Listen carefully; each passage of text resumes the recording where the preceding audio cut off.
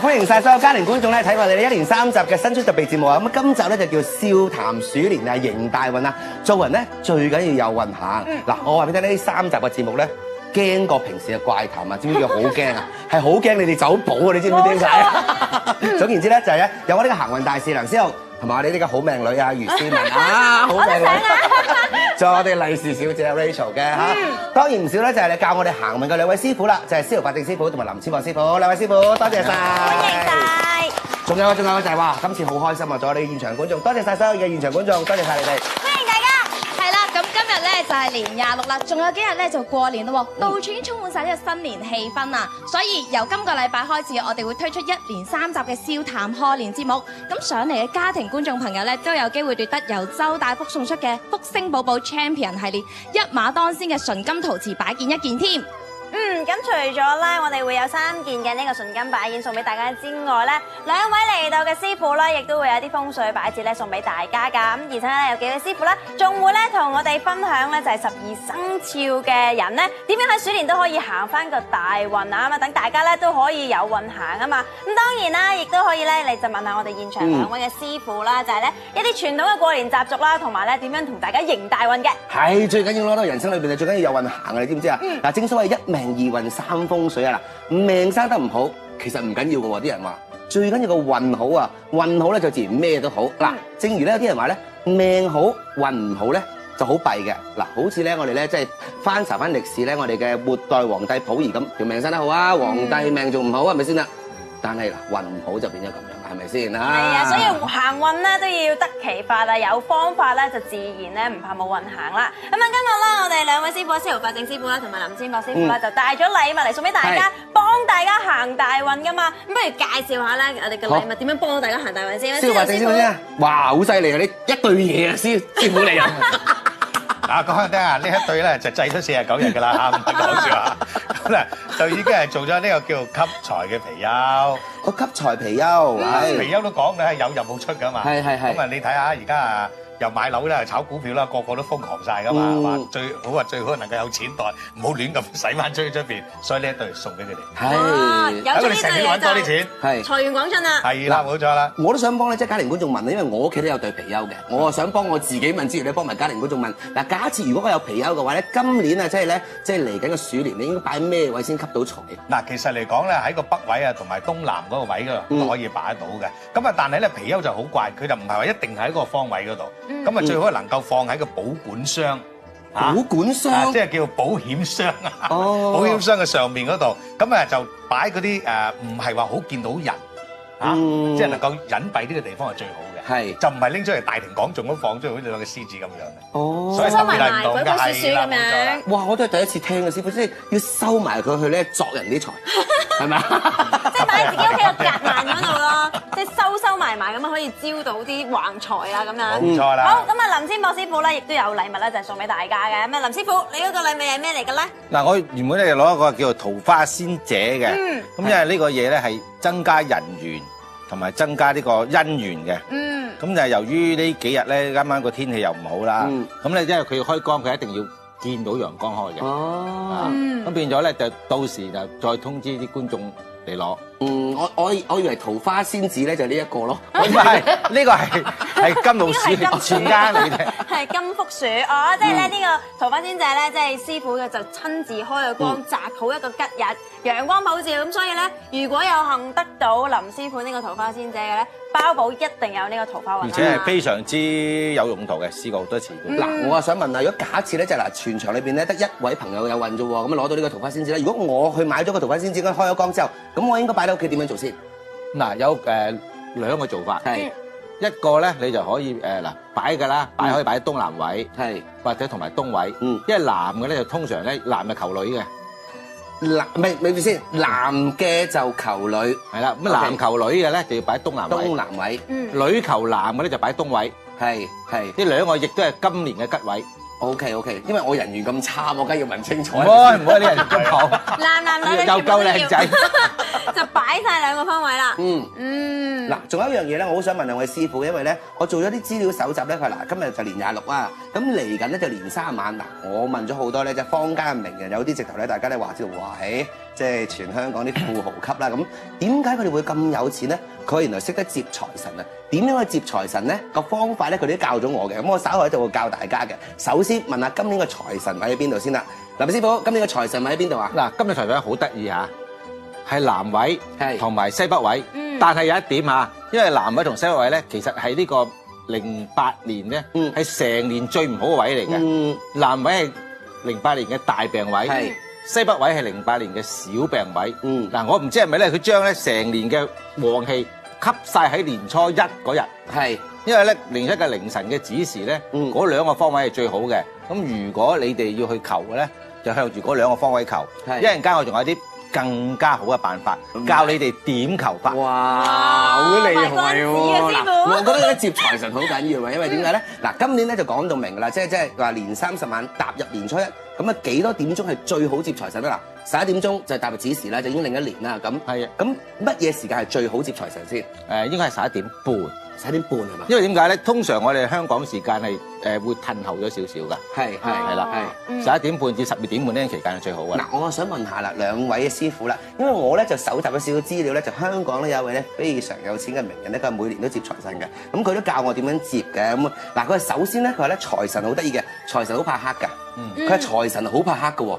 佢所以咧點解咧咁多年咧，即係咧中國人咧每逢年30晚咧，所有燈係着晒嘅。因為佢好驚黑㗎，佢似你一樣好驚黑。我都好驚嘅，即係要着晒全屋啲燈嚟到迎接佢。同埋另一樣嘢咧，就話咧喺屋企裏邊咧，點解會有糖果盒咧？其實唔係俾我哋食㗎，原來係俾財神嘅。財神好中意食甜嘢㗎。所以咧，佢話如果要接財神咧，首先就揾咗一個啱嘅財神位，跟住咧就擺好咗呢個全盒喺度。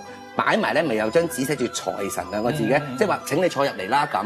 咁啊着晒全屋企嘅燈，咁咧佢就自然咧就會入到屋嘅。入到屋之後咧，個財神入屋之後咧，咁你全年都唔使擔心。哦，咁啱咯，即係年30晚嘅時候，大家即係可以發下新年財啊，搭翻幾圈，一直等到11點半，咁啊啲燈全部着晒咁啊，財神就會敲門揾你啦。係，咁啱唔啱咧？呢一位嘅名人講。係咪財神真係驚黑？所以啲歷代咧，即係所有嘅人咧，都會着晒所有燈嚟接財神咧。啱啊！財神係中意光猛嘅，同埋財神真係好中意食甜嘢嘅，所以我一定用朱古力仔去接財神嘅。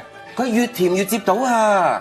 朱古力嗱，以前就係用片糖啊、冰糖啊、蔗啊嗰啲嘢嘅，而家唔係啦，而家係朱古力，越甜嘅蜜糖，蜜糖仲要有機嗰隻。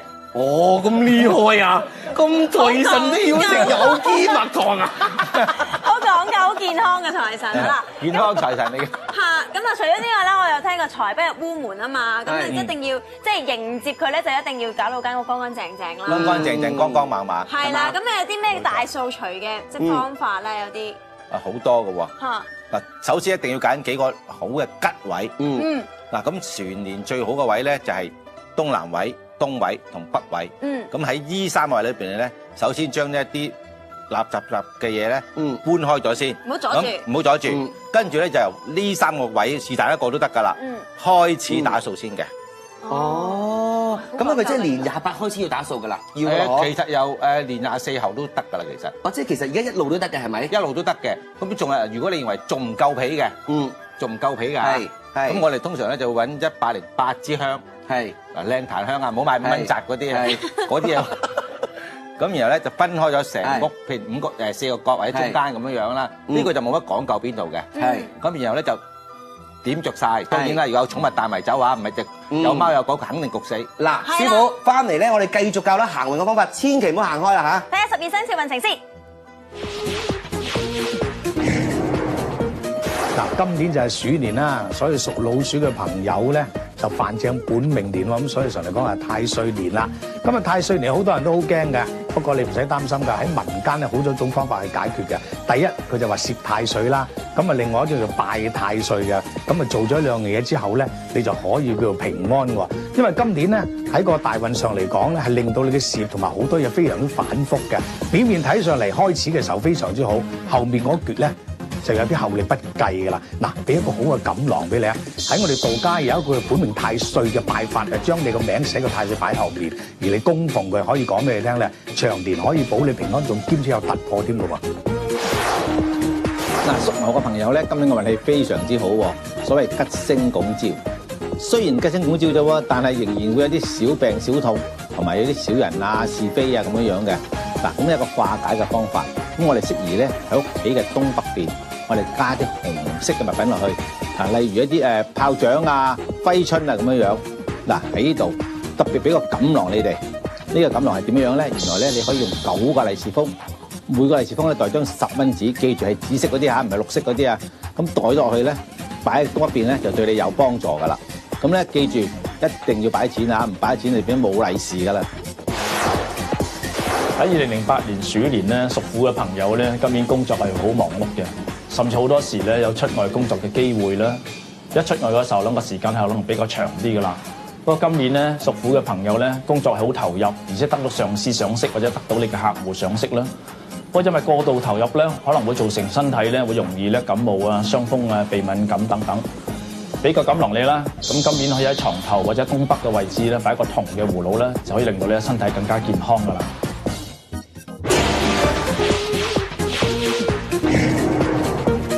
嗱，屬兔嘅朋友咧喺鼠年咧就好怪嘅，因為點解咧？重複嚟講啦，喺財運啊、人緣啊、事業咧好有突破，同埋咧有好多異性嘅朋友走埋嚟係幫助你嘅喎，咁啊令到你咧睇上嚟表面非常之好啦。但係咧，如果你處理得唔好咧，可以講咩啦？開頭好，後尾你就麻煩啦。咁啊俾個錦囊你，咁啊去廟啊或者一個地方請到個招財童子，記住帶多條道家嘅招財會放喺個袋度。我可以講俾你聽啦，你嗰個突破先可以真正嘅。嗱，屬龍嘅朋友咧，今年嘅運氣咧都叫麻麻地嚇。嗱，佢嘅事業發展都算順利嘅。咁屋企咧就會有搬遷啊、移動嘅象徵喎。咁所以咧，你不妨咧將啲家私就算唔搬都好啦，將佢喐動下咧，咁就會好啲噶啦。嗱，亦都咧要防一防啲親朋戚友問你借錢，而令到你咧財運有損失啊。咁所以你唔好過分熱情啦。嗱，如果你想增加你嘅運氣嘅咧，最好今年喺個東位裏邊咧擺個葫蘆落去，咁呢個咧對你運程係有所幫助嘅。屬蛇嘅朋友咧喺鼠年咧，今年運勢係好好嘅，身體好健康啦，就算有病咧都會康復嘅。屋企嘅家人關係咧好和諧啦，大家咧有傾有講，尤其是老人家咧對你嚟講係一個貴人嚟嘅。你亦都會識到好多新嘅朋友啦，會將來咧帶嚟咧好多嘅係大家嘅得益俾你啦。如果係想加強你嘅運勢咧，俾個錦囊你咧就話啦，可以喺屋企嘅東南方咧擺個粉紅嘅水晶，咁啊令到全年嘅運勢都會加強嘅。哇！即係多謝晒咧，馬老師啊！佢教曉咗我話俾我聽咧，有病咧就一定會好嘅。好咁啊！剛才咧我都講過啦，即係咧人最緊要行運啊！你好命女阿余思敏，嗱教大家咧點樣行運咧之餘咧，你都要學習一樣嘢，就係年28洗邋遢啊！你咁邋遢，你真係要洗下佢真係。係啊！你知啦，我哋呢啲即係成日唔得閒就唔打掃下噶嘛，咁啊難得過年啊，梗係咧要即係嚟一個大掃除啊、清除啊嗰啲即係衰氣啊、霉氣啊咁樣啦。頭先咧林師傅就講過啦，大掃除要由某幾個嘅方位開始做起㗎。咁除此之外，仲有啲乜嘢要特別注意嘅咧？係啦，我啱啱講過啦，仲攞108支香，係靚啲嘅啲香，靚啲嘅香嘅，唔好5蚊嗰啲啊，唔好5蚊啊。好嚇，咁樣樣咧就喺屋企分開咗。如果你個房咧需要嘅，如果夠大嘅，你都擺埋。咁然後咧就有寵物帶埋出街，記住。係。咁然後咧就閂曬窗，熄曬燈，由得佢啲煙喺度焗。好啦，當你翻嚟嘅時間，全部開翻曬啲窗，開翻曬啲燈。咁咧出邊嘅氣味入嚟咯，好嘅氣味入嚟咯，唔好嘅氣味走出去咯。係，即係同間屋換氣。哦，明白。咁啊呢個同屋，咁啊仲有同人喎。人都要換係咪啖氣？係。唔係思敏都咁靚女咯。係。你又話佢咁邋遢。嗱，點樣樣咧？呢個又係好好嘅。係啊。咁你當然啦，係洗邋遢之餘，梗係自己嗰晚梗係沖乾淨涼啦。梗係啦。我哋可以用司徒師傅教你嘅7色花沖涼法。係。沖完涼之後有一樣仲好。咁你揾塊面膜，唔好你買咩牌子都好啦，即係咩都冇所謂啦，鋪咗搭咗塊面嗰度，咁啊通常都係半個鐘頭到嘅啫。咁然後咧除佢出嚟，就攞塊真金箔，咁然後咧喺個印堂嗰度搭咗上去，輕輕推下咧，佢會入咗去噶啦。因為你個面膜咧係啲毛孔已經將你鬆晒啦，佢個吸收力好強嘅。係，咁你唔好覺得奇怪，咦點我一陣間個金箔會唔見咗嘅？係，其實入咗去嘅。咁你嗰度咧就係一啲財氣。哦，擺呢個位，呢個印堂位，一推咁樣入晒㗎啦。係，咁你滿身金氣。係，咁你更加可以諗住哇好多金光走入嚟，咁啊嗰年啊想唔發都難。係，會哇！試下金箔對皮膚都好啦，係啊滑啲先啦，起碼係，起翻個 mask 咁樣。係啦，敷翻個 mask，跟住貼塊金箔落去。咁我都想問下咧，即係咧師傅啊，咁有啲人就話教年28洗邋遢咧，同自己洗嗰陣時咧，就話要用呢個叫做碌柚葉啊、黃皮葉啊、柏葉啊咁沖涼，使唔使咧？即係除咗七色花，嗱我啊想永遠好運嘅，我又有七色花又劈落去，黃皮葉啊又落去，咩葉都落去，咁會唔會好啲啊？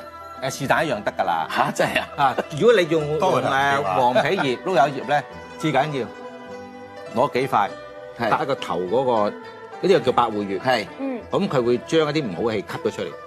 哦，咁就一陣間，哇，吸塵機咁好似。係啊，會扯啲霉氣出嚟㗎。扯啲霉氣出嚟。你還咗洗邋遢，仲唔扯佢出嚟？嚇！扯啲霉氣出嚟，咁使唔使交煤氣費啊？每啲公司會多謝你。好，跟住輪到咧問司徒師傅啦，咁教我哋接財神啊！嗱，道家咧原來都有個接財神嘅方法，我都想學習下。嗱，道家嘅方法其實係個個都容易嘅。咁啊，我哋通常嚟講係拜北斗。係北斗即係意思咧，就話你要向北面嗰度。咁啊，其實每一年都可以用得嘅。係就唔使計較佢個方位嘅。咁啊，當然你係裝香啦，同埋三生啊嗰啲啦。咁然後你向北面嗰度咧，就三跪九叩。咁啊，祈求咧，今年咧嚟緊來年係點樣？係啊，誠心啲，我可以講俾你聽啊，個效果非常非常好。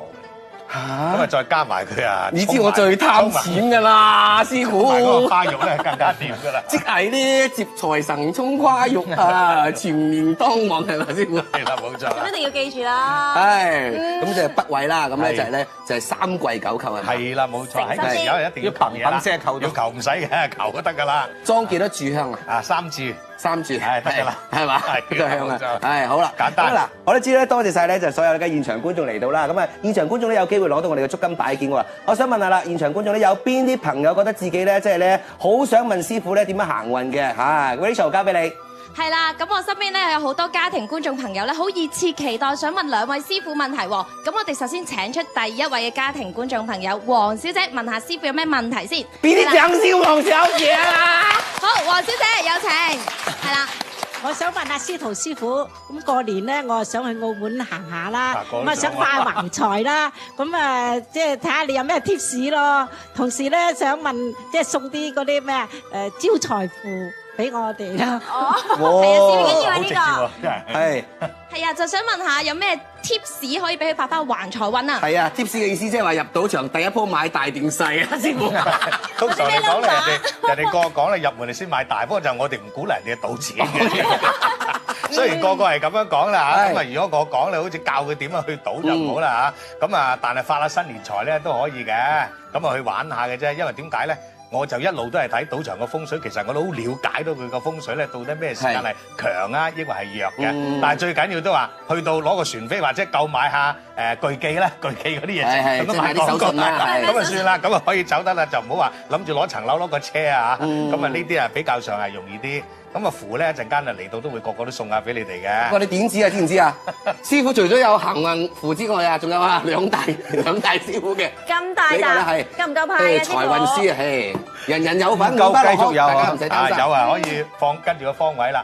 咁嚟講法咧嗱，因為我哋喺12生肖裏頭咧，其實都有好多個方位要去嘅，但係我就講幾個地方俾你聽啦嚇。咁啊，而家新開嘅唔好當佢賣廣告啦嚇，淨係講一樣嘢，去嗰個叫做美高梅啦嚇，佢啲氣未曾定啊，未定啊，可以得閒去行。真係，即係去嗰個獅子嗰間㗎。嗰個獅子間啱坐落去望到個海，仲係見到啲水啊，未到頂。咁乜嘢門口入啊？師傅，既然你咁大膽講咗。嗱，講俾你聽嚇，酒店門口入。酒店門口入。爆埋俾你聽。係。記住啦。阿黃小姐，你誒都好貪心喎，講明先喎。係。通常去賭場輸多啊嚇？咁啊輸啲咯，又唔係話輸啲啊算啦，走啦，黃小姐。係啊，要花橫財嘛，新年財啊嘛。一路係咁輸定係先贏然後輸翻來先？咁啊贏啲又輸啲咁樣。咁啊最好喎呢樣嘢。咪係咁嘅解決方法，咪就係唔好咁貪心咯。唔係，同埋解決方法，你知唔知咩啊？你就係輸啲之後贏翻，你即走啦，係咪先？快啲走啦，咁樣。係。咁啊，多謝曬黃小姐先嚇。你首先咧，我就俾你聽，你第一個行運，因為你攞到呢足金擺件啊，恭喜曬你！現場嘅朋友俾啲掌聲，各位。恭喜曬！記住司徒師傅嘅貼士咧，師傅好少少咁直接㗎。係太直接啦！喂，除咗嗰間獅子咁逼唔到入，仲有邊間？我氣未定啊，大佬。虛而求其次，有個金字㗎，有個金字。朱古力嗰間啊？係有個金字嘅。哦，朱古力嗰間。得嘅。係。可以去行多幾個圈啦。咁如果嗱，我幫觀眾問埋啦，咁嘅年初一、年初二、年初三，邊個時間最好先？邊個時間啊？最好講俾你聽啦，講埋個秘密你聽啦。其實最好係凌晨嘅時間，至到朝頭早嘅7點鐘好啦。哇！即係唔使瞓覺。誒，我想話俾大家聽喎嚇，嗱記住咯嚇，年初一、年初七嘅啫喎嚇。年初一至到年初七凌晨就去某2間嘅賭場啊嚇，你唔好話唔行運啊！好，睇睇先。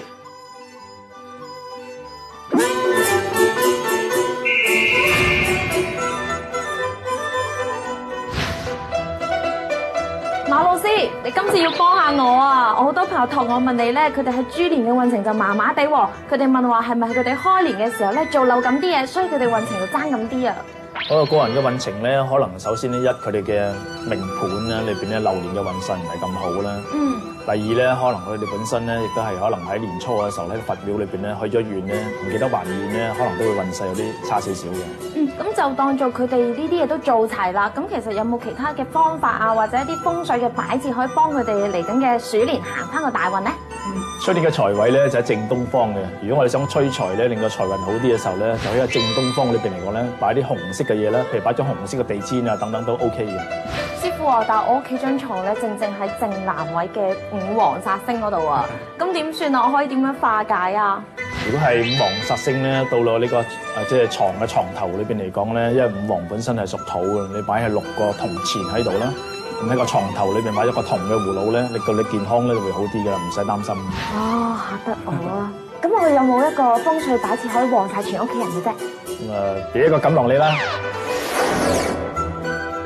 咁咧，如果真係想成屋都旺嘅咧，咁可以供奉一個叫係歡喜佛。咁呢個歡喜佛咧，可以令到成間屋人咧歡歡喜喜、開開心心、健健康康、財運順利而意嘅。師傅，我揾到啦！呢個咁歡喜，仲唔係歡喜佛？係啊，冇錯啊！鼠年咧，中央個位係100星度，呢個財星嚟嘅，放喺正中央係好㗎。哦，咁師傅啊，我使唔使供奉佢㗎？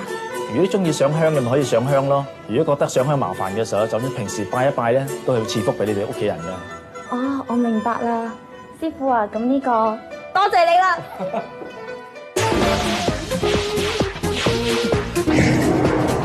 喺鼠年裏頭咧，屬馬嘅朋友咧，所謂咧喺玄學叫子午衝啊。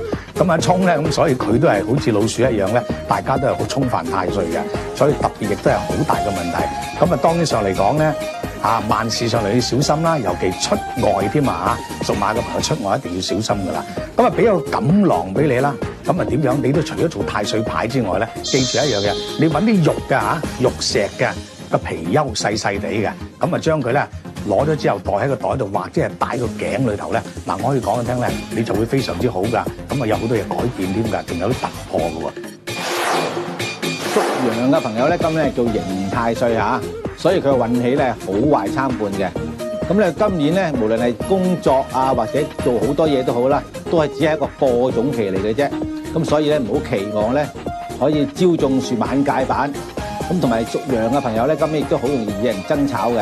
咁最好咧能夠多啲忍讓啦。嗱，化解嘅方法咧，最好能夠帶個太歲牌，咁呢個咧就可以將啲唔好嘅嘢咧盡量減低。喺2008年鼠年咧，屬猴嘅朋友咧，今年係一個好嘅流年嚟嘅。今年咧會好開心啦，而且人際關係會好好，無論同家人啊、朋友啊，甚至夫妻啊、男朋友、女朋友之間嘅關係咧都好好嘅。而且會遇到啲好嘅朋友咧，經常去相聚啦。就算係平時有啲係無病嘅或者長期嘅病人咧，今年咧個病況都會好轉嘅，就唔使擔心嘅。咁要想更加好運啲咧，就俾個錦囊你咧，就可以喺你自己屋企嘅西南位咧擺一隻銅嘅馬，咁就可以令到你嘅運勢咧更加高強噶啦。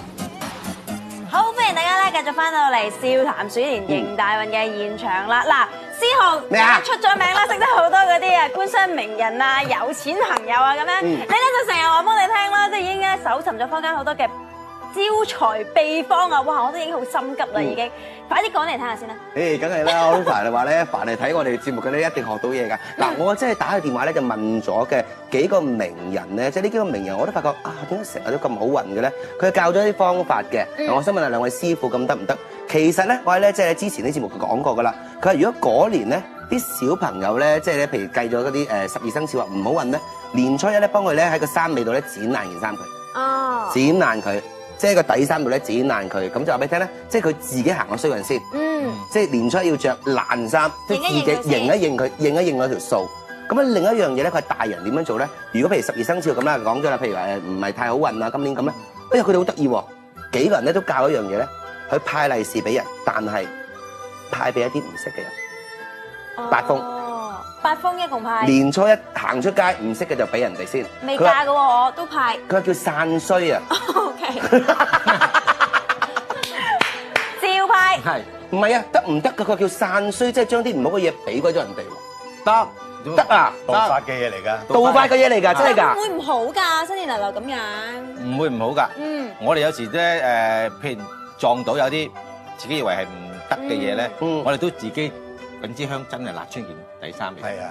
哦，真係㗎。法科都有呢啲嘢㗎。咁通常嚟講咧，如果將件自己着嘅衫或者物樣咧，先破壞咗咧，就係減低咗嗰年唔好嘅嘢，或者破財嘅嘢，甚至乎病嘅嘢添。即係認嗰條數先，自己。認數係有呢樣嘢，有啲捐血啦。係。驚血光之災啦。咁啊神咗捐，你唔知捐咗未啊？係。捐咗你出啲又好好嘅。OK。我有時咧叫教啲人客咧就點樣咧，特登帶一啲即係唔係好貴重嘅嘢啦嚇，上的士啦或者去邊度咧，成袋擺低咗佢，當唔記得攞，自己走咗去。係。攞唔見啲嘢咯。咁我就問我啲即係名人朋友啦，講話散衰，喂大佬，你將啲唔好嘅嘢散俾人，散俾啲咩人啊？嗱，我真係話俾你聽，既然咧蕭師傅講得咁直接啦，佢話一出到街年初一俾八封利是啲乞兒先。哦。係，即係將啲嘢散出去先。但係佢嗰年好咧，就相反啦，就唔好叫散衰啦，就真係派俾自己人。仲有一樣嘢啊，呢個樣嘢啊，講唔講得咧？我驚最旺嗰啲啊！我驚我名人朋友會話嬲你嘅。佢話咧年30晚年初一咧，就問一啲覺得俾自己好嘅人，問佢攞1蚊。叫借福啊，得唔得㗎？借福大家好過我都有咁嘅人做㗎，啱，真係㗎，啱㗎。又係又問8個人攞八方嘅財咧，其實係加埋曬佢哋一齊嘅，係即係團結力量嚟㗎嘛，係啦，有㗎，我自己有咁做㗎。咁攞咗啲8蚊嘅之後點樣咧？跟住袋住自己可以擺喺咧最好個位，流年財位。即係流年財位。今年嘅財位係邊度咧？東啦，北啦，係啊。東南你都可以擺，嗰個咧就係喜慶位嚟嘅。哦。嗱，兩位師傅，我年初一定會問你哋每人攞1蚊俾我用下先。我有3蚊啊，我攞埋師傅1蚊。好嘢。好啦，我就想問下現場觀眾咧，究竟咧有邊啲朋友咧就好想咧即係行運啊，即係咧同埋咧就自己咧即係麻麻地運氣好啊嚇。咁啊交俾 Rachel 先。係啦，咁我身邊咧就有麥小姐啦，咁佢都想喺鼠年行翻個大運喎。咁我哋已經有2位師傅喺度啦。麥小姐啊，你有咩想問我哋嘅師傅咧？司徒師傅。人人都叫你做運財福星，你又出咗好多教人去澳門賭錢嘅書，究竟你係咪好鼓勵啲人去賭錢嘅咧？哇！呢個問題好有挑戰性啊！但係佢呢個問題好似唔係問我點樣攞錢，唔係咯，好似話你教人賭錢啊嘛，師傅。係啊，搞先。嗱，呢啲誤會嚟嘅啫，誤會嚟嘅啫。其實我就唔係好中意教人哋去賭錢嘅。咁啊呢度有個古仔嘅，即係講起上嚟咧，有個老人家同我講，以前咧即係我唔同人哋講呢啲嘢㗎。咁啊佢啊講過話，喂，其實由出世至到去嗰日咧，都係賭緊個賭命啫。你嫁個老公啊嚇，你都唔知個老公好唔好啊嘛，係嘛？咁啊可能嫁咗唔好都係賭緊命，咁佢賭錢咧覺得你唔教我，咁我講咗俾佢聽嘅。咁其實呢樣嘢嚟講咧，喺邊一個宗教或者喺邊一樣招財法裏頭都有呢啲招財嘅嘢㗎。咁啊問題一樣咧就話，我覺得。可以去講一啲嘢俾你哋聽，能夠話俾你哋發啲橫財咁講咧，咁啊佈施翻個社會係嘛？咁啊啲窮人又可以喺你身上攞啲好處，咁其實咁解嘅啫，即係誤會咗，我淨係教人賭錢啫，教人賭錢，教人賭錢。嗱，不如咁啦，師傅嗱，我就並非咧就鼓勵賭博啊。係。我想問下啦，你覺得自己好冇運咩？你個樣好似幾有運咁啊？呢個樣幾有福氣啊？小賭怡情啊嘛。咁平時行唔行運啊？唔賭嗰陣時。咁啊都有嘅。有啲咩運啊？講嚟聽下先。我睇下你有啲咩運。我睇佢幾福氣。唔係個樣好似有啲福氣咁啊！你明唔明？身體好咯，身體健康咯。係啊，咁你好緊要啊！仔女讀書都哇，咁好好噶啦已經。係老公咧，對你係和唔和順啊？老公有冇俾錢佢最緊要？好嘅好嘅，OK 係嘛？OK，即係好體貼啊係嘛？體貼嘅。咁啊算啦，你已經行咗運啦。咪係咯。係啦，咁你仲有啲咩問題想問我哋嘅師傅啊？關於財運啊或者健康方面咧？問財好啦，唔好入先話。今年嘅財位喺邊度啊？同埋要擺啲咩先會好咧？我想話俾你聽啊！你頭先係咪冇聽書啊？你係咪發緊夢啊？頭先我哋講咗㗎啦喎，已經做文。係啊，喺東面啊。翻去自己睇錄影帶。翻去自己睇錄影帶。知道師傅點樣教大家？好似。仲有冇嘢問？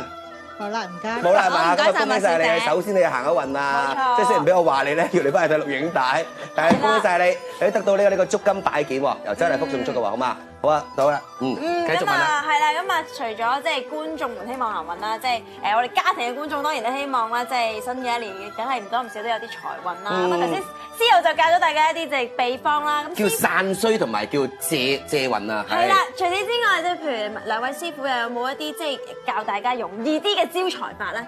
仲有冇啊？哇，好多㗎噃，好多，非常多啊！嗱，講多個嚟聽下。等於你哋年三十晚，好多人都係買桔，係啊，買一盤桔翻到去咧，咁一般都係擺喺度嘅啫。係，其實仲有一個方法可以做嘅，又係招財嘅。真係？係啊，壓咗佢啊？或者醃咗佢嚟飲鹹桔桔咯。你個喉嚨痛唔使。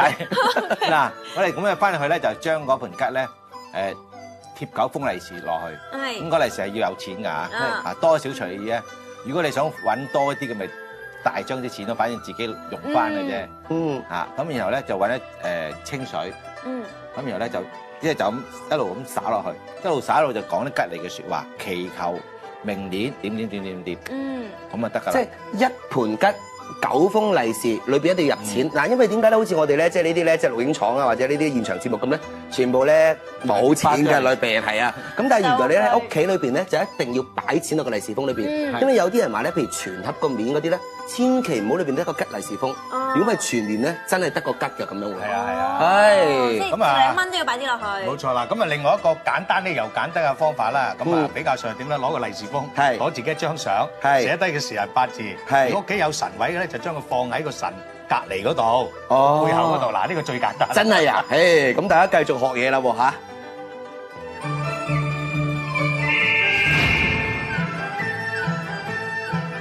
哎呀！呢隻股票又更唔生性。落高！哎呀，連你都係咁樣對我，唔得，要打俾我魏初先得。喂，初啊！哎呀，你係咪揾嗰個更信匯師傅？你幫我問下嗰啲股票老細係咪同我講唔去啊？我啊買股票嗰隻有啲邊隻，或者孖仔又唔生性啊！你快啲幫我問，如果唔係，你過年唔好翻嚟揾我食團年飯啦！得，冇問題，四嬸，我收到噶啦。股票同馬仔啊嘛，你唔好咁勞氣住先，我會幫你問嘅 ，OK？ 好啦，拜拜。簡師傅，我有嘢想你幫我㗎，就係我四嬸咧，佢上年好運滯啊，佢買親邊隻股票咧，嗰隻股票就跌喎，唔知你有冇咩錦囊可以幫下佢咧？咁佢呢上一年啊真係運滯啦，可能都有啲霉氣嘅喎。如果係咁咧，就響新嘅一年就去呢個有宗教背景嘅廟宇，走去行個圈，裝啲香咁解咗佢污穢之氣，咁佢咪可以新嘅一年行大運咯。好多人都想喺新嘅一年行翻一個橫財大運㗎，咁其實咧，我四嬸佢都想喺新年行翻個橫財運啊。其實因為咧，佢話俾我聽咧，佢成日買馬仔喎，但係佢買親邊隻馬仔咧，邊隻馬仔都唔生性，就成日都鋪草皮喎。咁你有冇咩方法可以幫佢唔好鋪咁多草皮啊？賽馬嘅運動我都有啲心得嘅。嗱，因為咧每一隻馬咧，佢個馬名咧都係有五行嘅。而家譬如我哋而家係行緊個春季啦，咁我哋買一啲屬木嘅名咪得咯，有個龍字已經係屬木噶啦。咁如果去到秋季有個金字或者係有個贏字嘅咧，就係屬金噶啦。咁啊，如果我哋響春季嗰陣時，盡量去參考一啲屬木嘅馬，咁應該有運行噶。哦，我明白啦，師傅。乜你賭錢嘅咩？其實唔係我啊，我唔係好識投注嘅。咁師傅，你可唔可以順便教埋我點樣投注啊？嚇，我都唔賭錢嘅，我攞嚟參考嘅啫嘛。Rachel，不賭是贏錢啊！到時過年嚟鬥翻封利是咪行大運咯。真嘅？多謝師傅，恭喜發財，利是到來。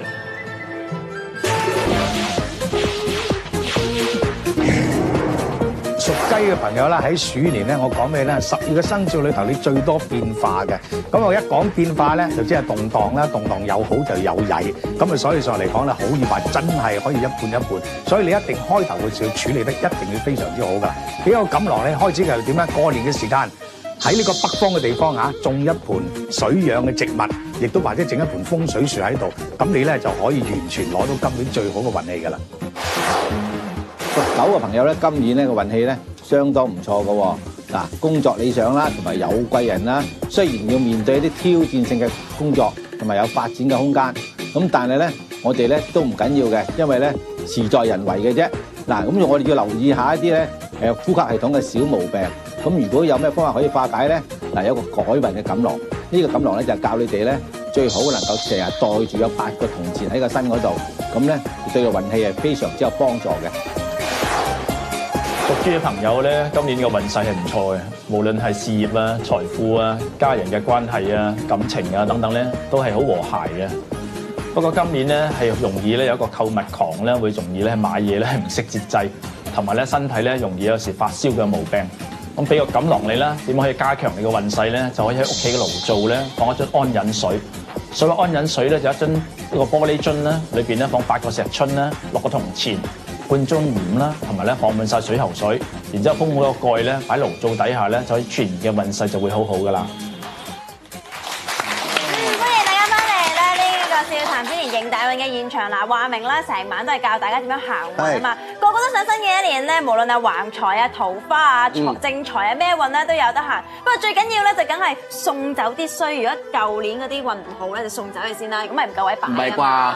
你覺得你舊年好衰咩？即係有啲唔順暢嗰啲啦，又或者啲觀眾有啲覺得自己唔夠好嘅，咁都要送走啲衰運先啊嘛。余先問你算係咁啦嘛啦，又名成利就，又有男朋友要，又就嫁得，你仲想點啊大佬？我比較貪心添。咁師傅點樣教大家要送走啲？如果真係有唔好運啊，覺得自己唔夠順利啊，唔夠好嘅話，送走佢咧，啲咩方法？嗱，有2個方法，一個方法咧就係咧可以喺屋企做嘅，一個咧就要出街做嘅。